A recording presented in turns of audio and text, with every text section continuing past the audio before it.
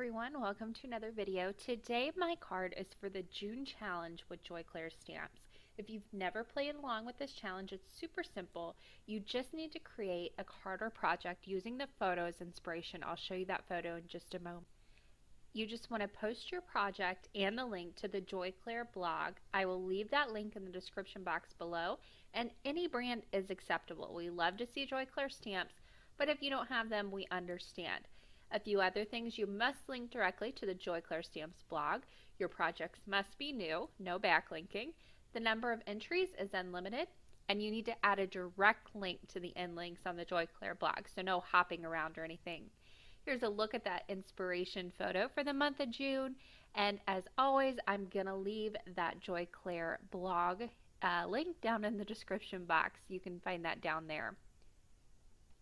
All right, onto the card. I am using the Life's a Breeze stamp set from Clair. This has a ton of different kites and sentiments in it. Here's a better picture of that stamp set so you get a better idea of what I'm working with here. I've already laid out a few stamps that I'm going to be using today. I kind of like to lay out my cards or sketch them out very quickly. But what I have here is I have an A2 top folding card. I'm going to set that to the side for now. I also have two 4 by 5¼ inch panels, one in craft and one in white cardstock. I'm going to start off with the craft one, and I've got a circle die. This is from a nesting circle set. I use it all the time. I will again have all these links down in the description box below if you're curious about supplies and whatnot. There's always links down there that you can find. I'm going to place that circle in the top portion of that panel and kind of make it even on the left and right and top sides.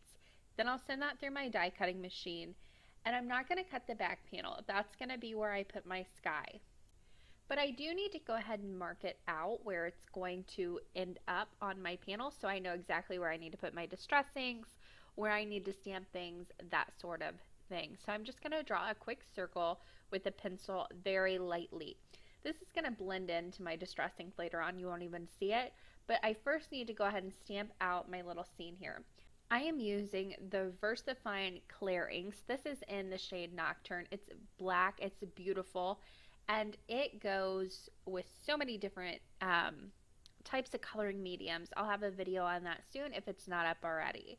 Now, this I like to heat emboss with as well. So that's what I'm going to be doing today. I'm stamping a few of these kites just like I had them laid out. Some of them are going to be hanging off the edge. Just that big kite is going to be hanging off. And then I went ahead and stamped two smaller ones and also the sun. Now I need to go ahead and stamp their little tails. There are two different tails. I'm just going to use this one. You can flip them over too so you get a different look with each one. But because this is such a small scene, you're not really going to notice it's the same one over and over. There are also these adorable little bows that you can stamp on the tails of the kites. I'm going to go ahead and stamp a few of those on all of them actually.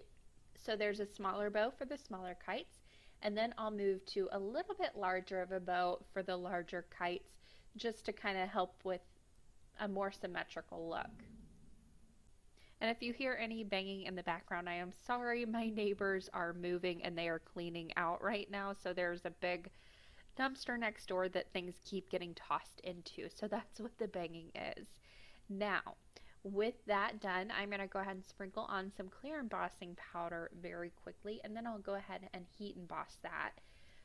This is just a regular clear embossing powder, but I would suggest almost a super fine detail embossing powder for these small stamps. I made this work, but just to help you, super fine might be something that works a little bit better. And I will link a super fine down in the description box below. Now, with those stamped out, I'm going to go ahead and take all those images that I stamped, including the bows. The only thing I'm not going to stamp is the tails of the kites. I'm going to stamp these on a piece of watercolor paper. This is going to allow me to quickly watercolor these in and put them over the top, and I won't have to do any masking when I go and put on some distress ink on that background. Again, I'm going to go ahead and sprinkle over clear embossing powder, and that way that gives me little bitty kind of wells to hold in my watercolor. I don't have to wait to go between colors here. Now I've sped this up a little bit. I am using my Arteza Real Brush watercolor pens.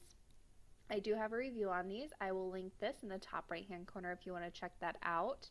But I'm starting off with red, and I will have the names and also the colors of the marker I am using down in the bottom left hand corner. So if you're curious or you want to find a similar color in something other like your zigs that you have, that will totally work as well. Now I should mention I am coloring on watercolor paper. This is the Arteza watercolor paper as well. And also the little panel that I had that I inked up and stamped on beforehand, my white background, that is also watercolor paper too. And you'll see why I wanted to use watercolor paper. You could use cardstock, but the technique I'm going to do doesn't work quite as well with cardstock. So that's why I went with watercolor paper.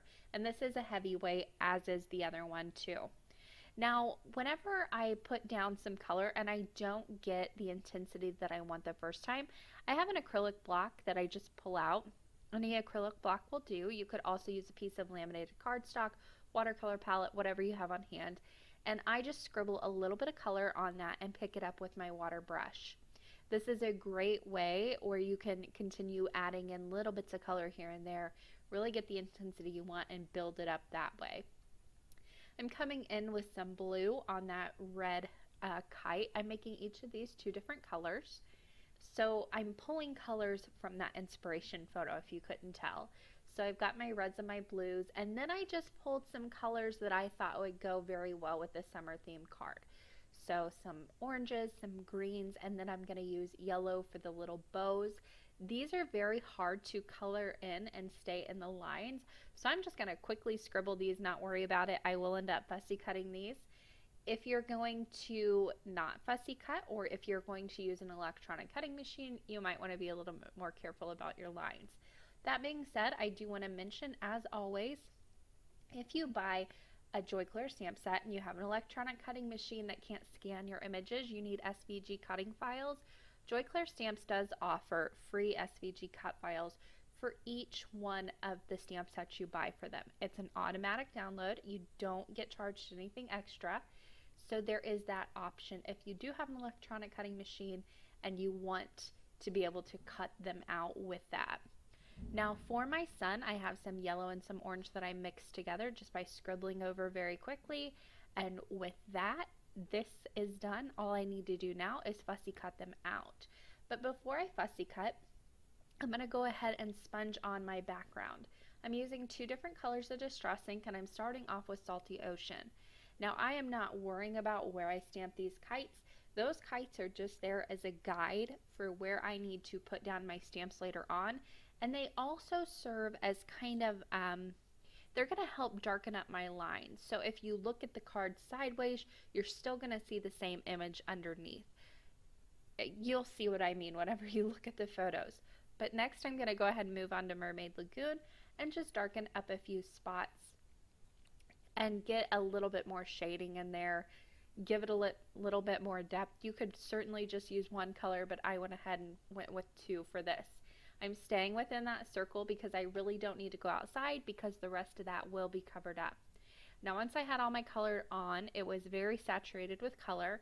I'm going to go ahead and sprinkle on some clean water with just a watercolor brush. This is why I like to use, or I decided to use watercolor paper with this. Cardstock, you can do this technique with. It just doesn't pull up the color as well because the color kind of absorbs into the paper. You don't get a really white spot whenever you sprinkle on your water. If you use watercolor paper, the ink sits on top.